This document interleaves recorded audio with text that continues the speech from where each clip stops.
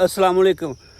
ਉਹ ਆਂਦੇ ਨੇ ਕਿ ਮੁਕੱਦਰ ਸੁਭਾਅ ਤੇ ਸੋਚ ਹਰ ਬੰਦੇ ਦੀ ਨਾ ਵੱਖੋ ਵੱਖਰੀ ਹੁੰਦੀ ਹੈ, ਫਿਰ ਭਾਵੇਂ ਕੋਈ ਇੱਕੋ ਮਾਂ ਦੇ ਜੰਮੇ ਕਿਉਂ ਨਾ ਹੋਣ।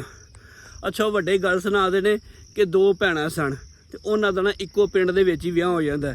ਇੱਕ ਦਾ ਪਿੰਡ ਦੇ ਸ਼ੁਰੂ ਦੇ ਵਾਲੇ ਪਾਸੇ ਹੋ ਜਾਂਦਾ ਵਿਆਹ, ਤੇ ਇੱਕ ਦਾ ਪਿੰਡ ਦੇ ਅਗਲੇ ਪਾਸੇ ਆਖਰ ਤੇ ਜਾ ਕੇ ਜਿਹੜਾ ਨਾ ਉਹਦਾ ਵਿਆਹ ਹੋ ਜਾਂਦਾ। ਯਾਨੀ ਕਿ ਇੱਕ ਦਾ ਘਰ ਪਿੰਡ ਦੇ ਸ਼ੁਰੂ 'ਚ ਹੁੰਦਾ ਤੇ ਇੱਕ ਦਾ ਪਿੰਡ ਦੇ ਐਂਡ ਤੇ ਹੁੰਦਾ ਹੈ।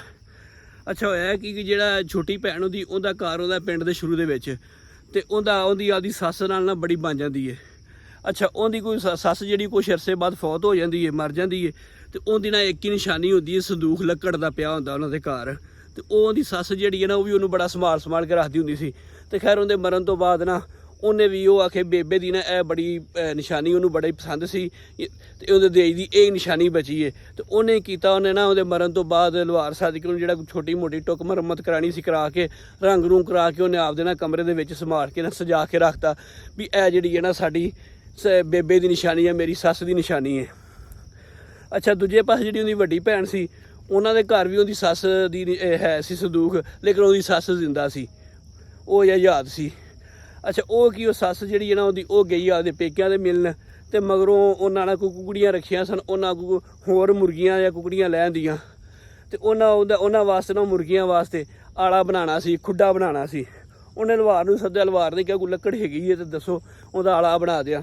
ਤੇ ਉਹਦੀ ਜਿਹੜੀ ਹੈ ਨਾ ਸੱਸ ਨੂੰਹ ਦੀ, ਯਾਨੀ ਕਿ ਉਹ ਜਿਹੜੀ ਕੁੜੀ ਉਹਦੀ ਵੱਡੀ ਭੈਣ, ਉਹ ਕਰਦੀ ਵੀ ਆਹ ਸਾਡੇ ਘਰ ਤਾਂ ਜਿਹੜਾ ਨਾ ਆਹ ਲੱਕੜ ਦਾ ਪਿਆ, ਸੰਦੂਖ ਪਿਆ ਹੈ, ਇਹ ਇਸ ਟਾਈਮ ਲੱਕੜ ਹੈਗੀ ਹੈ। ਤੇ ਉਹ ਲੁਹਾਰ ਆਂਦਾ ਵੀ ਫਿਰ ਆਪਾਂ ਖੁੱਡੇ ਦੀ ਕੀ ਲੋੜ ਹੈ, ਬਣਿਆ ਹੀ ਬਣਾਤਾ ਖੁੱਡਾ, ਮੈਂ ਉਹਨੂੰ ਸਿੱਧਾ ਪਤਰਾ ਕਰ ਦੇਣਾ ਤੇ ਖੁੱਡਾ ਬਣ ਜਾ। ਉਹਨੇ ਠੀਕ ਹੈ। ਖੈਰ ਉਹਨਾਂ ਆਪਦੀ ਮਾਂ ਦਾ ਜਿਹੜਾ ਸੀ ਸੰਦੂਖ ਉਹ ਲੈ ਆਂਦਾ, ਲਿਆ ਕੇ ਤੇ ਲੁਹਾਰ ਨੂੰ ਦਿੱਤਾ। ਉਹਨੇ ਉਹਨੂੰ ਸਿੱਧਾ ਪਤਰਾ ਕਰਕੇ ਬਾੜੀਆਂ ਬੁਰੀਆਂ ਲਾ ਕੇ ਤੇ ਉਹਦਾ ਖੁੱਡਾ ਬਣਾ ਦਿੱਤਾ, ਉਹਦੇ 'ਚ ਉਹਨਾਂ ਕੂੜੀਆਂ ਪਾ ਲਈਆਂ।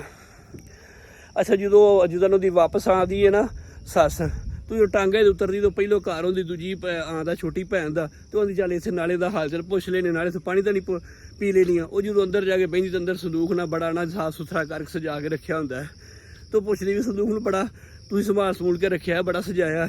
ਉਹ ਆਂਦੀ ਵੀ ਇਹ ਮੇਰੀ ਨਾ ਬੇਬੇ ਦੀ ਨਿਸ਼ਾਨੀ ਹੈ, ਮੇਰੀ ਸੱਸ ਦੀ ਨਿਸ਼ਾਨੀ, ਉਹ ਬੜਾ ਇਹਨੂੰ ਜਿਹੜਾ ਨਾ ਸਾਫ਼ ਕਰਕੇ ਜਾਂ ਪਸੰਦ ਕਰਦੀ ਸੀ। ਅੱਛਾ, ਜਿਹੜਾ ਨਾ ਉਹਦੀ ਆਖਰੀ ਨਿਸ਼ਾਨੀ, ਤੇ ਇਸ ਕਰਕੇ ਮੈਂ ਵੀ ਇਹਨੂੰ ਬੜਾ ਜਿਹੜਾ ਨਾ ਸਜਾ ਕੇ ਰੱਖਿਆ। ਤੇ ਸਾਨੂੰ ਜਦੋਂ ਬੇਬੇ ਦੀ ਯਾਦ ਆਉਂਦੀ, ਸਾਨੂੰ ਸਾਹਮਣੇ ਸੰਦੂਕ ਦਿਖਦਾ ਹੈ, ਤੇ ਉਹਨੂੰ ਆਪਦਾ ਵੀ ਖਿਆਲ ਆਉਂਦਾ ਕਿ ਸੰਦੂਕ ਤਾਂ ਮੇਰਾ ਵੀ ਹੈ ਤੇ ਮੇਰੀ ਵੀ ਉਹ ਨਿਸ਼ਾਨੀ ਹੈ। ਖੈਰ ਜੀ, ਉਹ ਜਾਂਦੀ ਘਰ, ਤੇ ਘਰ ਜਾ ਕੇ ਨਾ ਉਹ ਸਾਰਿਆਂ ਤੋਂ ਪਹਿਲੋਂ ਜਿਹੜਾ ਨਾ ਉਹ ਹਾਲ ਚਾਲ ਤਾਂ ਬਾਅਦ 'ਚ ਪੁੱਛਦੀ, ਉਹ ਆਦਾ ਸੰਦੂਕ ਮੇਰਾ ਸੰਦੂਕ ਕਿੱਥੇ ਆ। ਤੇ ਉਹ ਅੱਗੋਂ ਦਾ ਆਉਂਦੀ ਜਿਹੜੀ ਸੱਸ ਨੂੰਹ ਹੈ, ਉਹ ਆਂਦੀ ਇਹ ਵੀ ਸੰਦੂਕ ਦਾ ਤਾਂ ਅਸੀਂ ਬਣਾ ਲਿਆ ਖੁੱਡਾ। ਉਹ ਜਦੋਂ ਦੀ ਖੁੱਡਾ ਤੇ ਉੱਥੋਂ ਭਾਈ ਲੜ ਪੈਂਦੀਆਂ। ਉਹਦੀ ਵੀ ਮੇਰੀ ਇਹ ਨਿਸ਼ਾਨੀ ਸੀ ਆਖਰੀ, ਉਹਦੀ ਨਿਸ਼ਾਨੀ ਅਸੀਂ, ਤੇਰੀਆਂ ਨਿਸ਼ਾਨੀ ਥੋੜ੍ਹੀਆਂ, ਆ ਮੁੰਡਾ ਤੇਰਾ ਇਹ ਵੀ ਤੇਰੀ ਨਿਸ਼ਾਨੀ ਹੈ, ਤੇਰੇ ਪੁੱਤਰੇ ਲੱਗੇ ਫਿਰਦੇ ਨੇ, ਪੁੱਤਰੀਆਂ ਪੁੱਤਰੇ, ਇਹ ਵੀ ਤੇਰੀ ਨਿਸ਼ਾਨੀ, ਤੂੰ ਲੱਕੜ ਦਾ ਹੀ ਜਿਹੜਾ ਸੰਦੂਕ ਉਹਨੂੰ ਨਿਸ਼ਾਨੀ ਰੱਖਣਾ ਹੈ। ਖੈਰ ਜੀ, ਇੱਥੋਂ ਹੀ ਉਹਨਾਂ ਦੇ ਜਿਹੜਾ ਨਾ ਉਹ ਲੜਾਈ ਪੈ ਜਾਂਦੀ, ਘਰ 'ਚ ਆਵਾਜ਼ਾਰੀ ਪੈ ਜਾਂਦੀ, ਉਹ ਆਪ 'ਚ ਗਾਲੋ ਗਾਲੀ ਤੇ ਜਿਹੜਾ ਤੂੰ ਮੈਂ ਤੇ ਲੜਾਈ ਹੋ ਜਾਂਦੀ ਹੈ। ਉਹ ਗੱਲ ਸੁਣਾ ਦਾ ਮਕਸਦ ਇਹ ਆ ਕਿ ਉਹ ਵੀ ਦੋਵੇਂ ਭੈਣਾਂ ਸਨ, ਲੇਕਿਨ ਦੋਵਾਂ ਦੇ ਸੁਭਾਅ ਦੇ ਵਿੱਚ, ਦੋਵਾਂ ਦੀ ਸੋਚ ਦੇ ਵਿੱਚ ਫਰਕ ਹੈ। ਤੇ ਉਹ ਅਗਰ ਤੁਹਾਨੂੰ ਵੀ ਇਸ ਗੱਲ ਤੋਂ ਕੋਈ ਸਮਝ ਆਈ ਹੋਵੇ ਤਾਂ ਮੈਨੂੰ ਕਮੈਂਟਸ ਦੇ ਵਿੱਚ ਲਾਜ਼ਮੀ ਦੱਸਿਆ ਜੇ ਕਿ ਇਹ ਗੱਲ ਵਾਕਿਆ ਹੀ ਇੰਝ ਹੈ ਕਿ ਹਰ ਬੰਦੇ ਦਾ, ਭਾਵੇਂ ਉਹ ਸਕੇ ਭਰਾ ਨੇ, ਸਕੇ ਭੈਣਾਂ ਨੇ, ਉਹਨਾਂ ਦੇ ਮੁਕੱਦਰ, ਉਹਨਾਂ ਦੀ ਸੋਚ ਵੱਖੋ ਵੱਖਰੀ ਹੁੰਦੀ ਹੈ। ਤੇ ਵੀਡੀਓ ਚੰਗੀ ਲੱਗੇ ਤਾਂ ਲਾਈਕ ਤੇ ਸ਼ੇਅਰ ਲਾਜ਼ਮੀ ਕਰ ਦਿਆ ਜੇ।